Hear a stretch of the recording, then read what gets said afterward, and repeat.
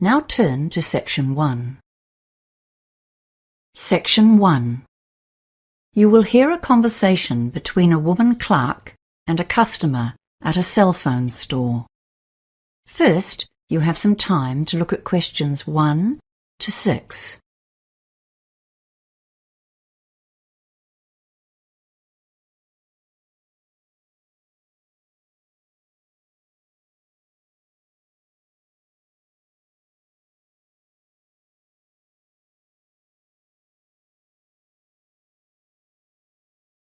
You will see that there is an example that has been done for you.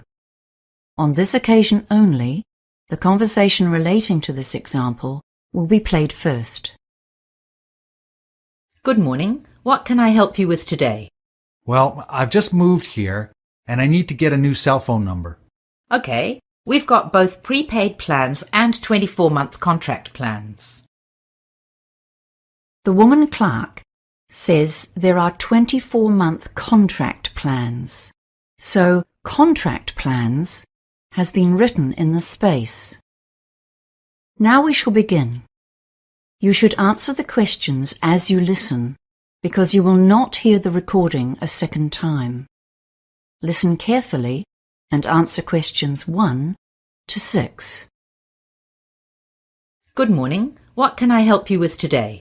Well, I've just moved here, and I need to get a new cell phone number. Okay, we've got both prepaid plans and 24-month contract plans.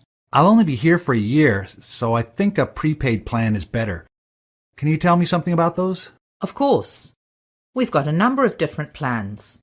But first of all, I should just mention that none of them come with handsets. You'll just be buying a SIM card, and you can replace the one in your old phone. Yes, that's perfect. So how much are the SIM cards? Well, the expense isn't really in the card. To use it, you'll need to set up a plan, and that can range from just over $10 a month upwards. The card itself is just $2, and that gives you about 15 minutes of local calls. Okay, I knew I'd need a new plan from you guys, but I don't have much money at the moment. Can you tell me about the cheaper plans? Yes. Our least expensive is the minimal plan. That's only $12 a month. That's good. But it's for someone who doesn't use their phone very much. You only get 40 minutes a month of talking time. Ah. How about internet access with that one? No, sorry, that's not included. No, that plan's not for me. I'll definitely need to go online. For browsing the net? Or for things like Facebook and WeChat? Mostly social media. It's how I keep in touch with people back home. Well, we do have what we call a social plan. That might really suit you. You get unlimited data on social media websites. That sounds great. How much is that one? That's $40 a month. But you get 200 minutes of talking time, 500 texts and 2 gigabytes of data, which is about 15 hours of watching videos and thousands of photo uploads. Well, I do upload lots of photos for my friends back home, so that's fine. But I'm worried that I'll need more text than that. Do you have any plans with unlimited texting? Well, there is one other plan. On that one, you choose 5 people or 5 phone numbers, and you can talk to or text them as much as you want. That's called the Friends and Family plan. Okay, that sounds like the one for me. What's the catch? Well, it's not exactly cheap. That plan costs $70 a month, but it does come with 3 gigabytes and unlimited texts, as well as your 5 designated people. That's a bit too pricey for me, but I do like it. Can I choose a cheaper plan now and change after I find a job? Oh yes, you can just come in and let us know whenever you like. It's also possible to log into our website and manage your account yourself online. Before you hear the rest of the conversation, you have some time to look at questions 7 to 10.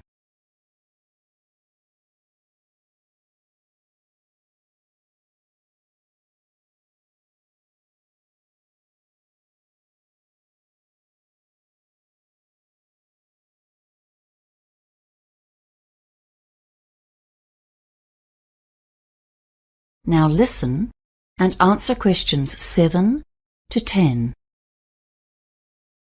Okay, I think the social media plan is the best option for the time being. Great. So we'll set you up today. We'll just fill in this sales form. Here's your new SIM card. I'll just need to record the number for you. Can you read me that number on the top left-hand side of the card? It's your new phone number. Yes.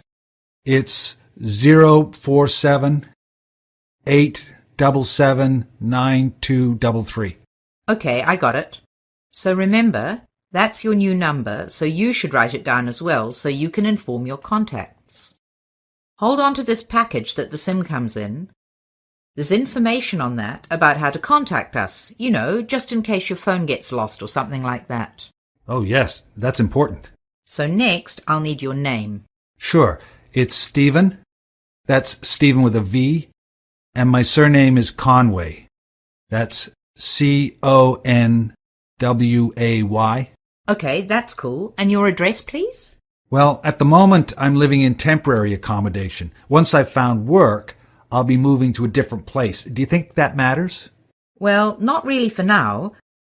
But please let us know when you get a permanent address, okay? Yes, fine. So I'll give you my current address for now, then. It's 375 Thompson Avenue. Is that spelled Thompson? Yes, that's right. It's in Green Park. Ah, yes, okay. So the total for today is $42.50. That's the SIM card and the first month's plan. So just to confirm, I'll be able to get the SIM card today and start using it immediately? Yep, you've got the SIM card already. Oh, yeah, right, sorry. Now let me see if I have enough cash. 10, 20, 30... No, it doesn't look like I have enough. I guess I'll have to put it on my credit card. Here you are. No problem. Just a moment. So just sign here, please. Now, do you want help putting the SIM card into your phone? That is the end of section 1. You now have half a minute to check your answers.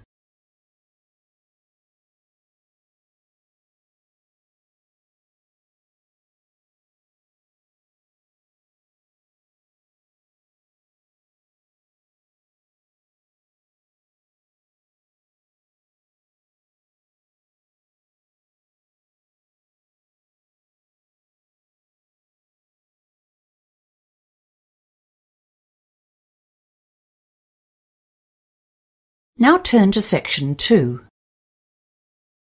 Section 2. You will hear an employee giving a tour of a fast food restaurant to a group of students. First, you have some time to look at questions 11 to 15.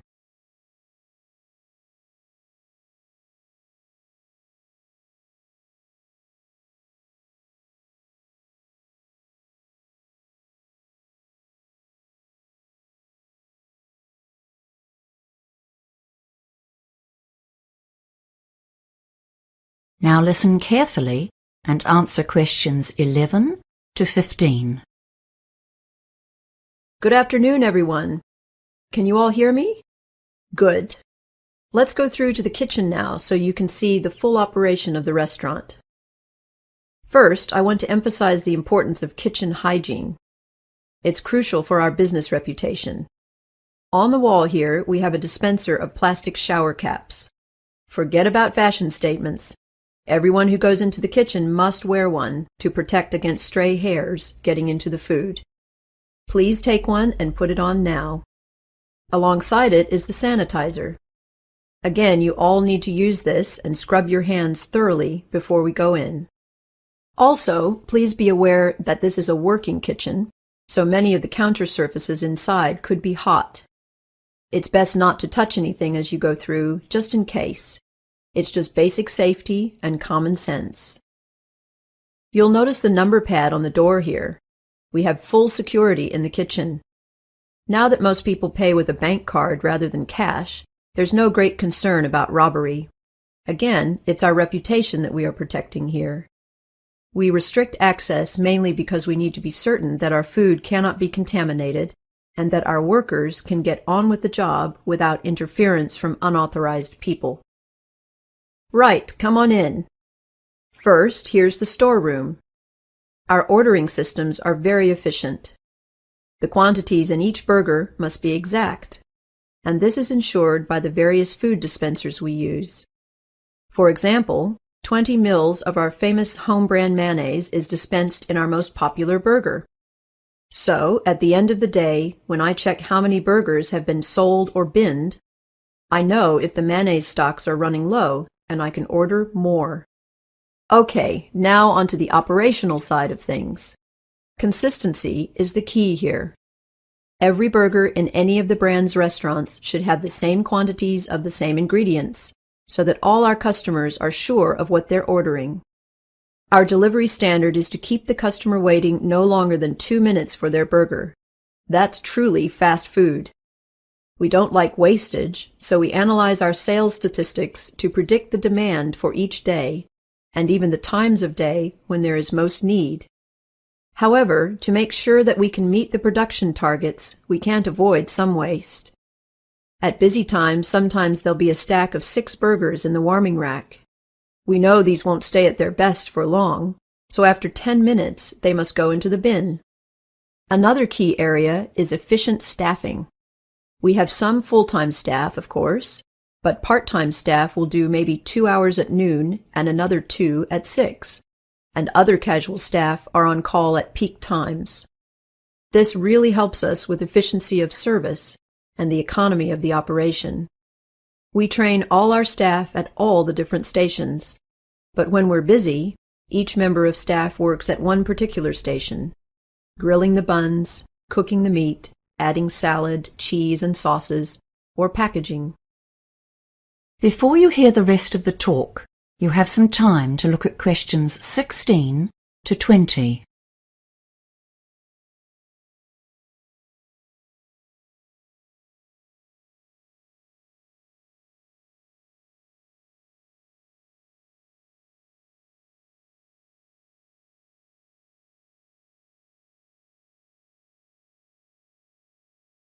Now listen and answer questions 16 to 20. I'm sure you've all seen our famous paper tray covers. They're an important part of our marketing strategy. If you look on the reverse side, you'll see a food analysis of all our products, the grams of fat, the carbohydrates, and so on. You may be asking yourself, how can we be sure these are accurate? Well, quantities are a key issue here. With the ice cream, for example, we train our staff to serve exactly 150 grams of ice cream into a cone, and 200 grams into the plastic cups. This allows us to oversee our stocks for reordering and also gives reliability. The key aspect for us, though, is that we are being accurate about nutritional information. This is so important that head office sends us secret customers. They will take an order back to a table and weigh and measure the ingredients. Okay, now on to sales. On our left, you can see the 2 women wearing headphones. They communicate with each other, with the public, and with the food preparation team. The drive-through that they're servicing is a very important part of our business. In fact, it generates 1/3 of our revenue. The other 2/3 comes from restaurant visitors, and about 20% of that comes from our themed children's parties. Now we'll look at another aspect of our service. Just cluster around this till. The till is the point of sale, and as you see, our products are pictured on the keyboard as well as named. The till operator just taps in the client's order by choosing the correct picture. As soon as the order is confirmed by cash or card payment, it appears on 2 screens, one above the cooking areas and one behind the servers. This dual system means that the staff at the cooking stations get good notice of any buildup in demand, and the servers have an on-screen reminder of the earlier orders they've taken. They can also use this to prepare any drinks or ice creams that customers have ordered. When the hot food is delivered, the order is complete, so they delete the entry on that screen. That keeps everything instantly up to date. Now That is the end of section 2. You now have half a minute to check your answers.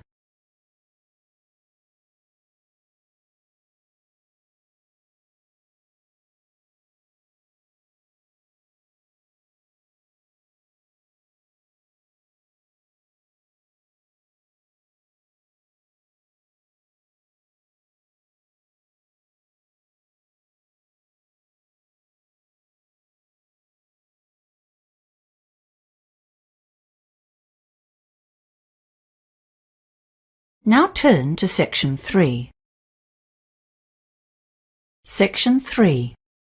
You will hear a conversation between two students, Maddie and John, who are planning a biology experiment. First, you have some time to look at questions 21 to 25.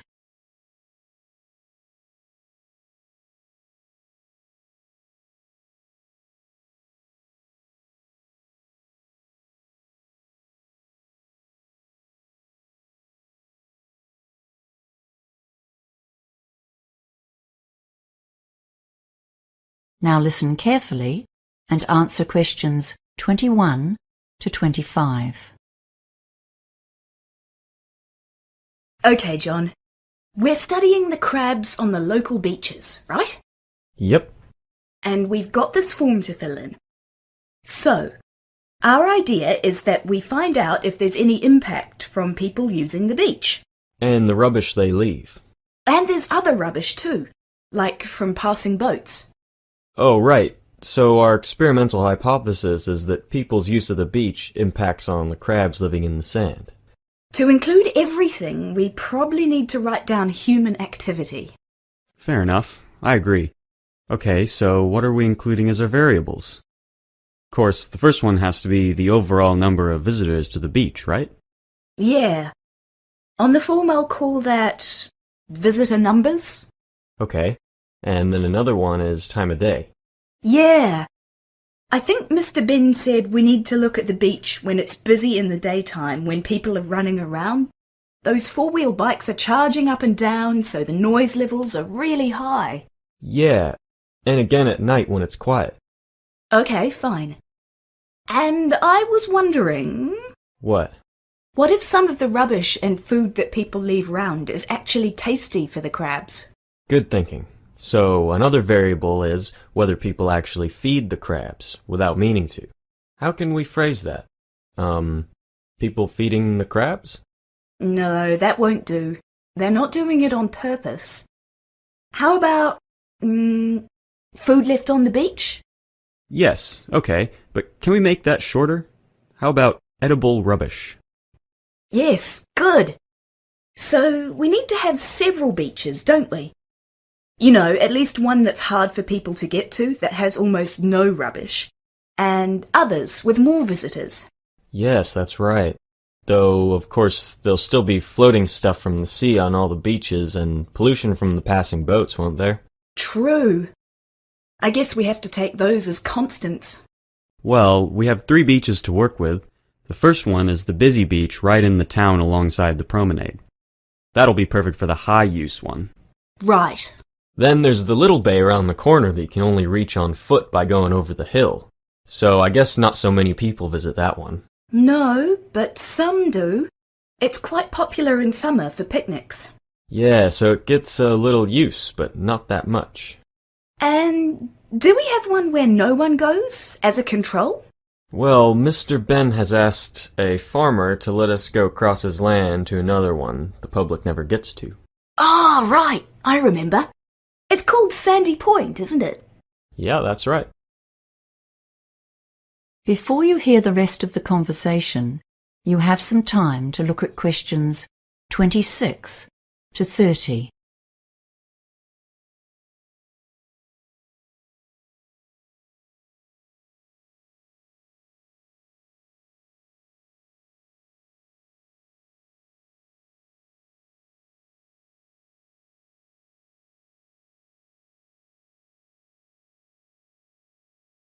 Now listen and answer questions 26 to 30. Okay, so what's our experimental method? How are we going to judge if the crabs are affected or not? And how can we measure 3 beaches with 2 observers? Don't worry about that.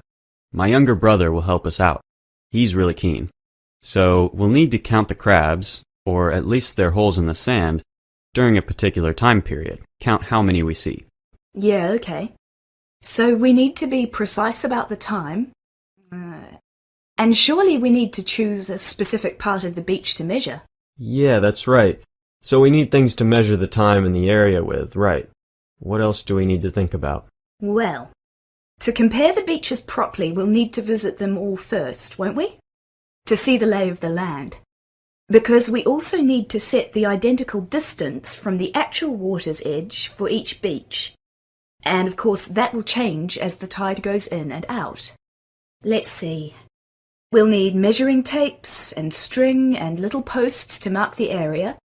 Shall we say 2 square meters, 3 or maybe 4 meters from the water's edge? That should give us some leeway with the tide coming in. And to do it properly, we'll each have to be in position at the same time, so we'll all need mobile phones to synchronize the observation periods and stopwatches to time the observation precisely. So, one more question. How are we going to see them at night? And will we need to count holes again in the dark? Oh, that's 2 questions. Sorry. Yes, well, we will need to count again each time. The holes come and go, apparently, as the crabs are quite mobile. They steal each other's homes too, so if a larger intruder comes along, the previous owner digs himself another hole. As for the night vision problem, the department's got goggles for that. So what else? Well, we need to think about timing, don't we? Do we sit for an hour? Or 2 hours at a time? Let's say an hour for starters. Remember, we have to do this again after dusk. I've read that most crabs are nocturnal anyway. Yeah, so how many times do we need to repeat all this? For 2 weeks, do you reckon? Or longer? Well, that's 28 hours total observation time. That'll make it harder for doing the stats, won't it? Yeah, that's true. So, how about we go for a fortnight, adding up to 20 hours in total? That'll allow for any bad weather. Yeah, sounds fine to me. That is the end of section 3. You now have half a minute to check your answers.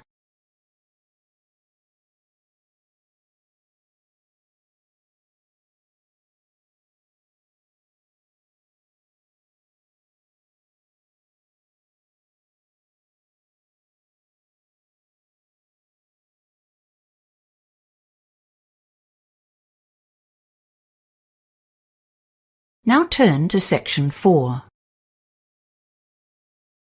Section 4. You will hear a talk on the topic of world mythologies. First, you have some time to look at questions 31 to 40.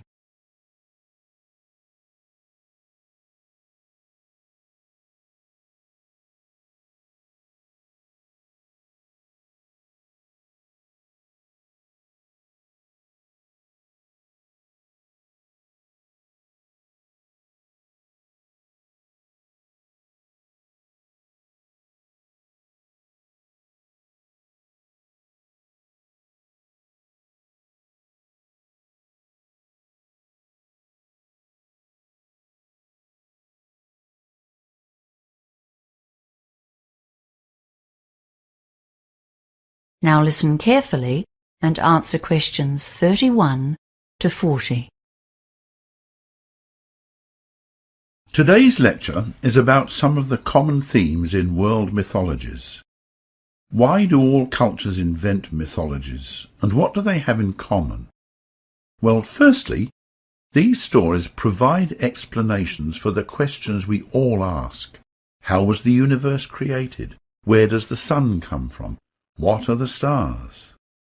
A mythology is not the same as a religious doctrine, but nevertheless, most mythologies describe the creation of the world and how it was populated with people and animals. Mythological heroes are usually godlike characters with superhuman abilities and qualities, though they are not always benevolent. Some of them are jealous, proud, and deceitful, just like the humans who invent them. Although they are fantastical, the stories are accepted as a psychological reality by the cultures that create them. However, mythology has more than psychological meaning. Here's one example. In the period of ancient Chinese history known as the Warring States, China was changing. But the traditional mythologies reinforced the old political order. The emperor's chief minister noticed that some scholars were undermining the emperor by travelling through the country telling the old legends to the common people. Their stories were exerting a powerful influence on the community. The emperor forbade the telling of myths and commissioned the writing of new stories that supported his political ideas. Do not dismiss mythology as being old-fashioned and irrelevant to modern society. For example, George Lucas's Star Wars saga is a powerful retelling of an ancient mythological theme. When Luke Skywalker's story begins, he is an exiled and orphaned member of royalty, who is then called to an adventure where he meets the powerful wizard Ben Kenobi. During his quest he overcomes many dangers, slays the evil character Darth Vader, and rescues his beautiful sister Princess Leia. So you can see that we're still busily creating new myths in the form of movies, comic books and science fiction stories. This retelling of ancient legends speaks to us all at any age, as do the old stories that we have inherited from our own cultures. Stories from widely different cultures bear a strong resemblance to each other, and one of the best examples of this is the striking similarity of creation myths from around the world. In some of these stories, such as those from some American Indian tribes and the Aboriginal Australians, there is a creature, for example a crab or a giant tortoise. This creature dives into the ocean and retrieves a small piece of earth from which everything else is created. Water and earth are the two most common elements in all the creation myths. However, in many creation myths, the world starts in a state of chaos, or a void, where there is no delineation of earth and sky. In Norse mythology, for example, a supernatural human being emerges from this void, and mountains, rivers, and earth are formed from his flesh and blood. This godlike creature is called Ymir. This creation of natural features from the bodies of the gods is a common thread in other creation mythologies, such as those of Mesopotamia. It frequently takes place after a god has died or been killed, and this introduces another common mythological theme, family rivalry. The Greek culture is a good example of a creation myth that features a family of quarrelsome and aggressive gods, all battling for power and a role in the creation of the earth. Gaia, the earth, gives birth to Uranus, the sky, and these two create a family of children, including monsters, who imprison, torture, and sometimes even kill and eat their own offspring.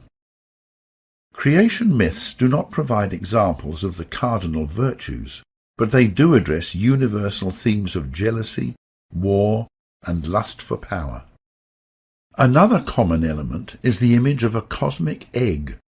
One of the Chinese myths represents chaos as a hen's egg from which a creature called Pangu hatched. The parts of the egg separated. The heavy parts formed the earth, while the light parts formed the sky. For 18,000 years, the distance between the earth and sky increased by 3 meters a day, while Pangu grew at the same rate, his body filling the space between the two. Another mythology which features the earth and the sky separating comes from the Maori culture in New Zealand.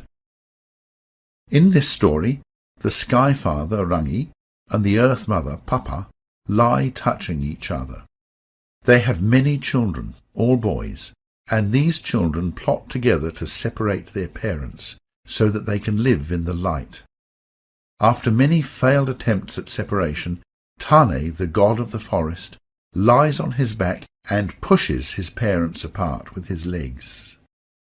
And where do humans feature in these stories? Most often they are formed after the creation of other natural features. For example, in the Chinese myth, humans were created from the fleas on Pangu's body. Once they had arrived on the scene, the humans often tried to elevate themselves to godlike status by taking knowledge from the gods. In Greek mythology, the humans tried to secretly take the knowledge of how to make fire. That is the end of section 4. You now have half a minute to check your answers.